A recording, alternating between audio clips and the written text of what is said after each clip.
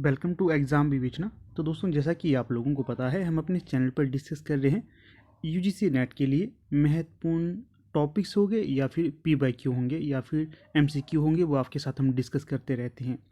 आगे बढ़ने से पहले आपको बता दूं, अगर अभी तक आप हमारे टेलीग्राम व्हाट्सएप ग्रुप्स के साथ नहीं जुड़े हैं तो उनके साथ आप जुड़ सकते हो। लिंक आपको डिस्क्रिप्शन बॉक्स में दे दिया गया है। अगर वहां पर जाकर नहीं जुड़ सक रहे हैं तो आप जो यहाँ पर नंबर दिया गया है स्क्रीन पे 76 517 294, इस पर आप व्हाट्सएप करिए और जिस भी ग्रुप में जुड़ना है उसके बारे में बता दीजिएगा, आपको जोड़ दिया जाएगा वहाँ पर। ठीक है, तो अवश्य जुड़िएगा। स्टडी मैटर वहाँ पर आपको समय पे दिया जाता है। हर एक लेक्चर का पीडीएफ आपको मिल जाता है टेलीग्राम ग्रुप में, और अन्य पीडीएफ आपको व्हाट्सएप ग्रुप में समय पे दी जाती हैं। ठीक है, तो आगे बढ़ने से पहले थोड़ी सी आपको जानकारी दे देता हूँ। अब हमारी टीम के द्वारा हार्ड कॉपी और सॉफ्ट कॉपी नोट्स भी अवेलेबल करवाए जा रहे हैं। अगर आप तैयारी कर रहे हैं यूजीसी नेट हिंदी के लिए तो सॉफ्ट कॉपी आपके लिए तैयार है, आप उसे परचेज कर सकते हो। और जो अगर आप तैयारी कर रहे हैं HP LT TET LT commission TGT PGT Hindi, इसके लिए आपको हार्ड कॉपी नोट्स अवेलेबल करवाए जा रहे हैं।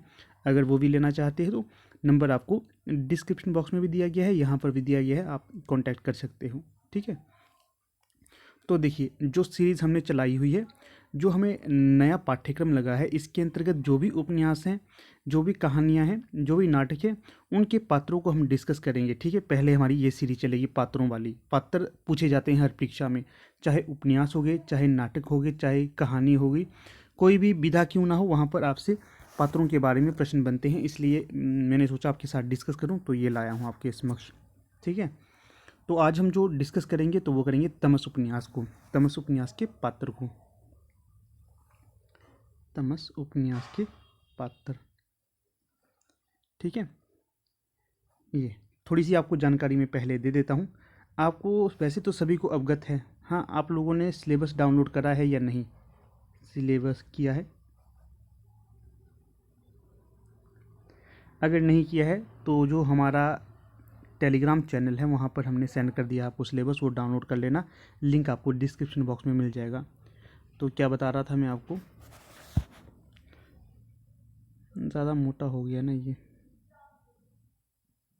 इतना ठीक है। हाँ, बता रहा था आपको मैं, तमस, तमस किसका है? तमस है आपका भीष्म साहनी का, भीष्म साहनी का है ये। अगर आपसे ये प्रश्न पूछा जाए तमस कब लिखा गया है या कब आया था, तमस प्रकाशित कब हुआ था? 1973 में, ये आपको पता होना चाहिए। फिर ये तो आपको पता हो गया, ये इस समय आया। भीष्म साहनी का अगर जन्म पूछा जाए कब का है, 1915 का जन्म भीष्म साहनी का है। आपको ना ये हर एक चीज़ नोट करते रहना अपनी कॉपी पे, मैं आपको हर लेक्चर में करवाऊंगा ये। जैसे जो भी रचना हम कर रहे हैं उसका भी प्रकाशन वर्ष आपको पता होना चाहिए, और जो रचनाकार है उसका भी आपको जन्म दिवस का, जन्म सन का पता होना चाहिए, जन्म कब का हुआ उनका। 1915 है इनका जन्म। ठीक है, ये होगी मोटी मोटी सी बात।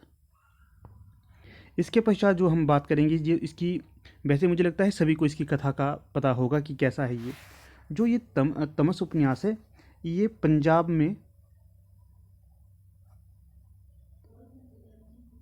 में सांप्रदायिक दंगों पर आधारित ये उपन्यास है। सांप्रदायिक दंगों पर आधारित ये रचना है। ठीक है, ये तो हो गई यहाँ पर।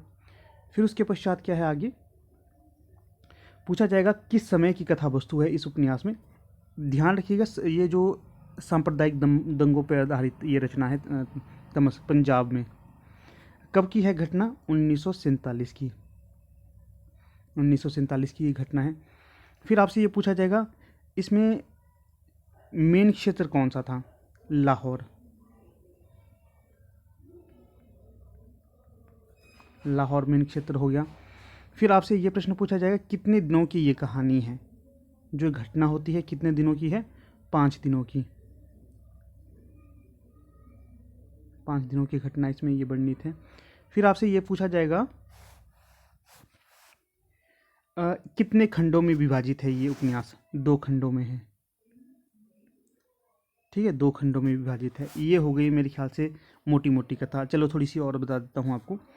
आपसे ये भी पूछा जा सकता है कि ये जो उपन्यास है, इसमें जो सांप्रदायिक दंगे बढ़ाने में मेन कर्ता धर्ता कौन था? एक तो अंग्रेज हो गए, अंग्रेज हो गए एक, दूसरा कौन सा था? मुराद अली।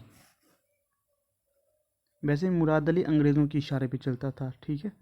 मुराद अली, ये दो इसके आपने पात्र रखने, इनके निर्देशन में सारा कार्य होता है। फिर आगे क्या कथा घटित होती है?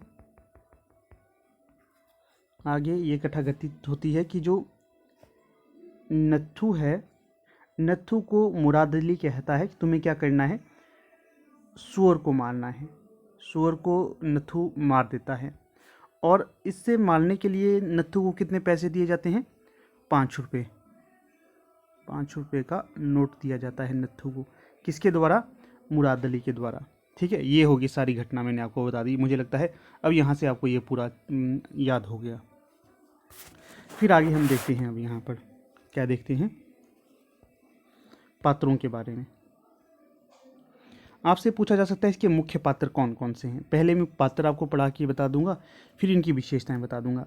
मुख्य पात्र में देखिए, नत्थू, मुराद अली, बख्श जी, मेहता जी, मास्टर रामदास, कश्मीरी लाल, जरनैल सिंह, शंकर लाल, देसराज, रिचर्ड, लीजा, बानप्रस्थ जी, प्रधान जी, रणबीर, देवव्रत मास्टर, हयात बख्श, मौलादाद, शहनवाज, रघुनाथ, मिल्खी, देवदत्त, इब्राहिम इत्र फरोश, इंदर, हरनाम सिंह, बंतो, गुरुद्वारा सैयदपुर का तेजा सिंह जी, शेख गुलाम रसूल, सोहन सिंह, मीरदाद, राजो, अल्लाह हर प्रकाशो। ये हो गए इसके मुख्य पात्र, ठीक है। ये मैंने आपको बता दिया। अब इनकी चारित्रिक विशेषताएं भी पढ़ लेते हैं, क्योंकि यहाँ से भी प्रश्न पूछे जाएंगे आपको परीक्षा में। जैसे हम नत्थू की बात करें, नत्थू की बात करते हैं। ये एक तो निम्न वर्गीय पात्र है, जाति से ये चमार है, भोला वह सीधा आदमी है। मुराद अली की बात करें, मुराद अली ये अंग्रेज़ों का दलाल है, खल चरित्र है, सुअर षड्यंत्र का ये रचयिता है। अंत में रिलीफ कमेटी की बस में से लाउड स्पीकर पकड़े, ठीक है। अंत में रिलीफ कमेटी की बस में से लाउड स्पीकर पकड़े। शांति की अपील भी मुराद अली करता है। दोहरा व्यक्तित्व रखता है ये, पहले लड़वाता है फिर बोलता है लड़ो मत, ठीक है। ऐसी है इसकी विशेषताएं। फिर है बख्श जी।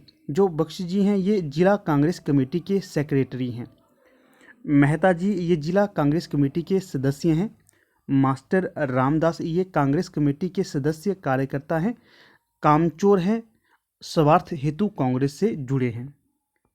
कश्मीरी लाल ये कांग्रेस का कार्यकर्ता है। जरनैल सिंह ये कांग्रेस का कार्यकर्ता है, मानसिक रूप से विक्षिप्त है, ईमानदार व्यक्तित्व है इसका। ये देखिए जो मैंने पहले परीक्षा में फेस किए हैं वो आपको बता रहा हूँ। ये जरनैल सिंह ये HP सेट की परीक्षा में पूछा गया था, ठीक है ना। जो तमस उपन्यास में वो कौन सा पात्र है जिसकी कथनी करनी में अंतर नहीं है? तो जिसकी कथनी करनी में अंतर नहीं है तमस उपन्यास में, तो वो है आपके जरनैल सिंह, ठीक है। ये देश की आज़ादी के लिए एक तरह से ये कह सकते हैं पागल हो गए थे। अगला व्यक्तित्व है शंकर लाल, कांग्रेस का कार्यकर्ता है, मेहता का ये विरोधी है। ये ध्यान रखिएगा, पूछा जाएगा कि मेहता का विरोधी कौन था, तो ये है आपका शंकर लाल, ये मेहता का विरोधी है। देसराज ये भी कांग्रेस का कार्यकर्ता है।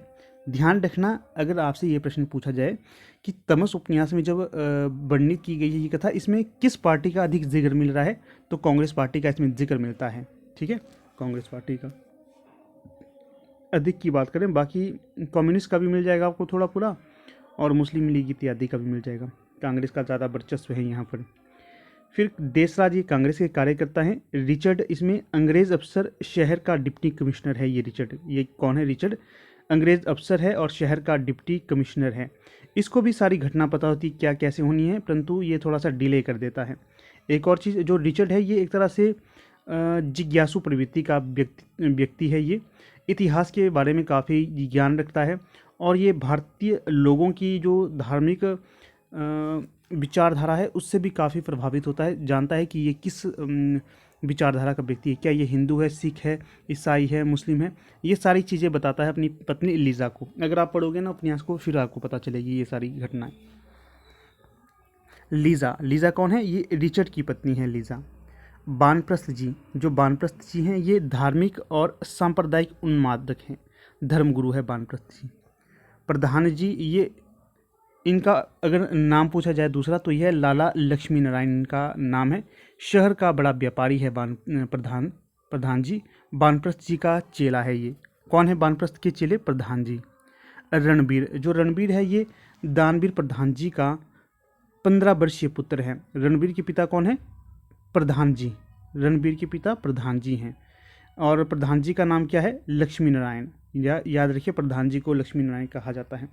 और ये भी ध्यान रखना है कि रणबीर की उम्र कितनी थी? 15 वर्ष की उम्र थी। रणबीर जिसे देवव्रत मुसलमानों के खिलाफ भड़काता है। रणबीर को मुसलमानों के खिलाफ कौन भड़काता है? देवव्रत। यह युवक समाज का नेता है। किस समाज का नेता है? हिंदू बच्चों का एक कट्टर समूह है, उसके समाज का नेता है ये रणबीर। आयु भी याद रखना आपने। फिर देवव्रत मास्टर हैं। जो देवव्रत मास्टर है ये आरएसएस कार्यकर्ता वह अखाड़ा संचालक है। याद रखना है ये। युवक समाज के नाम पर छोटे बच्चों को धर्म के नाम पर लड़ना सिखाने का कार्य करता है। अगला देखिए यहाँ पर हयात बख्श। मैंने बताया था ना यहाँ पर मुस्लिम लीग का कार्यकर्ता, मुस्लिम लीग का वर्णन होगा। तो जो हयात बख्श है ये मुस्लिम लीग का कार्यकर्ता है। मौलादाद यह भी मुस्लिम लीग का कार्यकर्ता है। शहनवाज यह शहर का रईस मुसलमान है। शहनवाज कैसा है? ये शहर का रईस मुसलमान है। जिस प्रकार से प्रधान जी लक्ष्मी नारायण जी रईस थे उसी प्रकार से शहनवाज भी रईस है।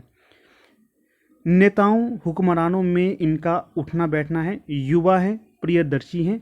यह लाला लक्ष्मी नारायण को अपनी नीली ड्यूक गाड़ी से सुरक्षित स्थान पर पहुंचाता है। देखिए, जो जिनका दिल अच्छा होता है ना वो ये धर्म जाति वगैरह नहीं देखते हैं। जिस प्रकार से देखिए वहाँ पर एक तरह से सांप्रदायिक दंगे बढ़ जाते हैं, तो जो शाहनवाज है ये सोचते हैं कि जो लाला लक्ष्मी नारायण है मेरे ही मित्र हैं, मेरे ही दोस्त हैं, इन्हें क्या करना है? इन्हें दंगे में नहीं धकेलना है, इन्हें यहाँ से मैंने निकाल कर अच्छी जगह पहुँचाना है। तो ये अपनी गाड़ी में बिठाकर इन्हें सुरक्षित स्थान पर पहुँचा देते हैं।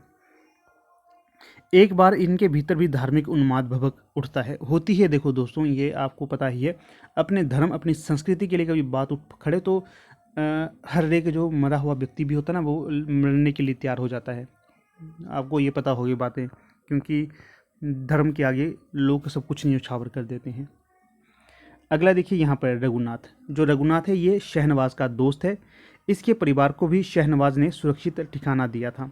ये दो याद रखना आपने। शहनवाज ने किस किस को मतलब सुरक्षित स्थान पर पहुँचाया था? एक तो रघुनाथ हो गया, दूसरे लक्ष्मी नारायण।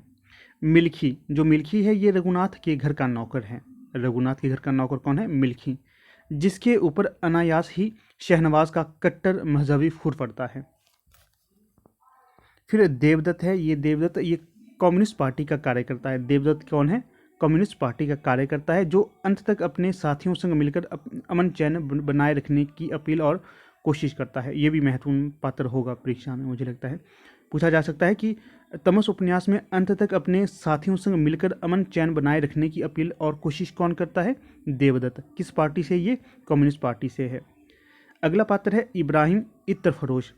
इब्राहिम इत्र फरोश शिवालय के मोहल्ले के आसपास घूम घूमकर इत्र बेचने वाला लड़का है। शिवालय के मोहल्ले के आसपास घूम घूमकर इत्र कौन बेचता है? इब्राहिम इत्र फरोश। अगला देखिए इंदर। जो इंदर है ये 12 वर्ष का लड़का है, रणबीर का साथी है, देवव्रत मास्टर का चेला है। यह बच्चा इब्राहिम इत्र फरोश की हत्या कर डालता है। देखिए 12 वर्ष का लड़का है, इनके अंदर मजहबी कट्टरपंथा भर दी जाती है। और ये क्या करता है 12 वर्ष का लड़का? ये वैसे तो ये रणबीर का साथी है, देवव्रत मास्टर का चेला है। ये इब्राहिम इत्र फरोश की हत्या कर डालता है। क्यों? ये धर्म विशेष से था इसलिए ये मार देता है। यहाँ पर कोई भी अपने दिल पे बातें मत लीजिएगा। जो यहाँ पर जो कथा है उसको आधार में रखकर चीज़ें आपको बता रहा हूँ, ठीक है ना? दिल में लेनी नहीं होती हैं चीज़ें। कई बार काफ़ी दिल में लेके चल पड़ते हैं एस्पिरेंट, ऐसा नहीं है। यहाँ पर जो हमें पढ़ना है, हमें जो धर्म से कुछ लेना देना नहीं है, हमें राजनीति से कुछ लेना देना नहीं है। हमें किससे लेना देना है? हमें पढ़ाई से लेना देना है। हमें पेपर पास करना है, हमें जेआरएफ पास करना है, हमें नेट पास करना है, हमें सेट पास करना है, हमें असिस्टेंट प्रोफेसर पास करना है। जो उनके आधार के लिए हमें जो चीज़ें पढ़नी पड़ेंगी वो ये चीज़ें हैं, ठीक है? इसलिए आपको चीज़ें मैं कई बार स्पष्ट बोल के बता देता हूँ। अगला देखिए यहाँ पर हरनाम सिंह। एक बार ये भी पूछा गया था कि हरनाम सिंह और बंतो किस उपन्यास के पात्र हैं? तमस उपन्यास के। हरनाम सिंह यह ढोक इलाही बख्श गांव का वयोवृद्ध चाय वाला सिख है और साथ में इसकी पत्नी भी है बंतो। ये किस गांव का है? ये हरनाम सिंह, ये ढोक इलाही बख्श गांव का है। हरनाम सिंह ढोक इलाही बख्श का रहने वाला है। और क्या कार्य करता है? ये चाय बेचता है। किसके साथ? अपनी पत्नी बंतों के साथ। अगला देखिए यहाँ पर क्या है, गुरुद्वारा सैयदपुर का। जो गुरुद्वारा सैयदपुर का है, यहाँ पर सिख हथियार इकट्ठा कर रहे हैं। देखिएगा जो ये घटना थी ना, ये सिर्फ हिंदू और मुस्लिमों में नहीं घटित होती थी, ये सिखों के ऊपर भी घटित होती थी। जो मुसलमान थे ना, वो सिखों को भी बुरी नज़र से देखते थे, उनके ऊपर भी जुल्म करते थे। सिख और हिंदू एक थे, और जो मुस्लिम थे वो एक होकर इनके ऊपर अत्याचार करते थे, या फिर ये दोनों एक दूसरे के ऊपर अत्याचार करते थे, संप्रदाय विशेष। ये होता ही है जब सांप्रदायिकता भड़कती है ना, इसमें किसी एक धर्म को नुकसान नहीं होता, दोनों ओर से नुकसान होता है। मान लीजिए हिंदू और मुस्लिम में होगा तो दोनों को नुकसान होगा, क्योंकि यहाँ से भी मारकाट होगी और वहाँ से भी मारकाट होगी। ये हम नहीं कह सकते कि किसी एक को ज़्यादा नुकसान होगा, दूसरे को नहीं, दोनों को नुकसान होता है। क्यों? क्योंकि देखिए जो भी क्षेत्र है वहाँ पर दोनों तरह के लोग रहते हैं, तो नुकसान होने की पूरी संभावना रहती है। तो इस तरह के सांप्रदायिक झगड़ों से बचना चाहिए, इनसे कोई लाभ नहीं मिलता है। अपनी मानसिकता को सुदृढ़ करके कार्य करनी चाहिए। आगे देखिए, आगे क्या है, पूछा जाएगा आपसे कि जो सिखों के द्वारा हथियार कहाँ पर, किस गुरुद्वारे में इकट्ठे किए गए थे? सैयदपुर के गुरुद्वारे में। अगला देखिए, अगला है तेजा सिंह। जो तेजा सिंह हैं, ये गांव ढोक मुरीदपुर के मुखिया हैं, संगत व सिख सेना के प्रतिनिधि हैं। ये शेख गुलाम रसूल का ऊंचा 2 मंजिला मकान, जहां मुसलमान असला इकट्ठा कर रहे हैं मुरीदपुर में। किसके 2 मंजिला मकान पे मुसलमान असला इकट्ठा कर रहे हैं? तो ये शेख गुलाम रसूल के ऊंचे मकान में। फिर आगे है सोहन सिंह। जो सोहन सिंह है, ये कम्युनिस्ट कार्यकर्ता है, जो गुरुद्वारे में सिखों मुस्लिमों को एक दूसरे को समझाने के लिए बात कहता है। देवदत्त का साथी है ये सोहन सिंह। ये जो गुरुद्वारे में जाकर सिखों और मुस्लिमों को समझाने की कोशिश कौन करता है? सोहन सिंह। फिर है मीरदाद। मीरदाद कौन है? कम्युनिस्ट कार्यकर्ता हैं, सोहन सिंह का मित्र है। यह दूसरी तरफ मुसलमानों को समझा रहा था, देवदत्त का साथी है। सिखों को कौन समझा रहा था? सोहन सिंह से। से याद रखिए, सोहन सिंह सिखों को समझा रहा था और मीरदाद कौन था? ये मुस्लिमों को समझा रहा था। ये दोनों ही कम्युनिस्ट पार्टी के हैं और देवदत्त के साथी हैं। अगला पात्र है यहाँ पर राजो। जो राजो है, यह ढोक मुरीदपुर की नेकदिल मुस्लिम स्त्री है। ढोक मुरीदपुर की नेकदिल मुस्लिम कौन है? राजो। राजो ये हरनाम सिंह और बंतों को एक दिन के लिए अपने घर में सकुशल रखती है। यहाँ पर आपको थोड़ी सी इनकी चारित्रिक विशेषता बता देता हूँ। दरअसल ऐसा हो जाता है, जो हरनाम सिंह और बंतों ये देखते हैं कि इनके इर्द गिर्द सांप्रदायिक दंगे भड़क जाते हैं। जितने भी वहाँ पर धर्म विशेष के लोग थे, वो एक दूसरे को काट मारने के लिए तैयार हो गए थे। और ऐसा ही ने जो दोनों ये बूढ़े थे, ये पानी पीने के लिए, थोड़ी सी सुरक्षा के लिए राजो के घर चले जाते हैं। और जो राजो का बेटा था, ये कट्टर मुस्लिम था। ये कहीं पर भी अगर जैसे देख ले धर्म विशेष के लोगों को, जैसे हिंदुओं को देख ले, सिखों को देख ले, तो उसी टाइम इन्हें मार देता था। परंतु जो राजो थी, राजो दिल से नेक थी। ये किसी तरह इन दोनों को अपने घर में छिपा देती है एक दिन के लिए, फिर इन्हें खाने पीने के लिए भी दे देती है और दूसरे दिन इन्हें वहाँ से जाने के लिए कह देती है। और उसी समय इसके पुत्र को पता चलता है कि ये दोनों तो सिख है और इन्होंने मेरी माता ने इन्हें अपने घर में छुपाया है, तो वो इन्हें मारने के लिए दौड़ पड़ता है, परंतु किसी तरह ये बच जाते हैं। फिर देखिए अल्लाह हर रखा। ये अपने ही गांव का एक हिंदू ब्राह्मण लड़की प्रकाशों पर अनुरक्त था, जिसे वह दंगे के दौरान अपने घर उठा लाता है। बाद में प्रकाशों की स्वीकृति होने पर उसके साथ ही रहने लगता है। प्रकाशों बलवे के दौरान अपने ब्राह्मण माता पिता से भटकी हुई युवा ब्राह्मणी है, जिसे उसके गांव का ही एक अल्लाह हर रखा अपहरित कर लेता है। बाद में ये जानकर कि अल्लाह हर रखा दिल का साफ है और उससे प्यार करता है, वह अपना अतीत भुलाकर नया जीवन उसी के साथ शुरू करती है। ठीक है, देखिए ऐसा होता है ना, जब भी सांप्रदायिक दंगे बढ़ते हैं, युद्ध होते हैं, तो बड़ा नुकसान होता है। इसमें कुछ लोग कई तरह के लाभ उठाते हैं, लूटने का लाभ उठाते हैं, चोरी करते हैं, डकैती करते हैं, अपहरण इत्यादि भी करते हैं। जैसे देखिए ये घटना ये बताई है कि जो अल्लाह हर रखा है, ये हिंदू ब्राह्मणी लड़की को उठा लेता है। किसे? प्रकाशों को उठा लेता है उसके घर से, और अपने घर पे रखता है। वैसे ये दिल का अच्छा इंसान बताया गया है कि जब तक उसकी स्वीकृति नहीं मिलती तब तक वो उसके साथ मतलब विवाह करने की ज़बरदस्ती नहीं करता है, ठीक है ना। इस तरह ये देखिए जो गद्दर है ना, गद्दर में भी कुछ इस तरह की घटना है, ठीक है। सन्नी देओल के साथ एक लड़की होती है, ठीक है ना। कुछ ऐसी घटना मुझे याद आ रही है, आपने देखी हो तो आप अवश्य बता सकते हो। तो देखिए कुछ इस प्रकार से आज का ये हमारा लेक्चर था। पीडीएफ के लिए आप हमारा टेलीग्राम और व्हाट्सएप ग्रुप ज्वाइन कर सकते हैं, वहाँ पर मैं आपको सेंड कर दूंगा। मैक्सिमम पीडीएफ आपको मिलती है टेलीग्राम ग्रुप पे, ठीक है ना, हर लेक्चर की। तो आप टेलीग्राम ग्रुप को तो ज़रूर ज्वाइन कर लेना। बाकी अब यहाँ पर अपना लेक्चर समाप्त कर लेते हैं। मुझे पूर्ण आशा है कि ये लेक्चर आपके लिए बहुत फ़ायदेमंद साबित हुआ होगा।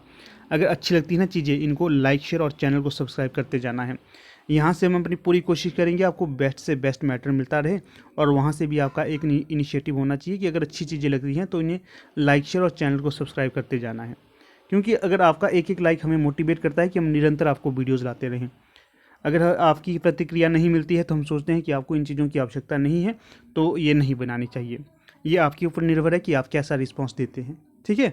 चलिए खैर, अब यहाँ पर अपनी वीडियो का समापन कर लेते हैं। आप लोग वीडियो के अंत तक बने रहे, इसका बहुत बहुत धन्यवाद।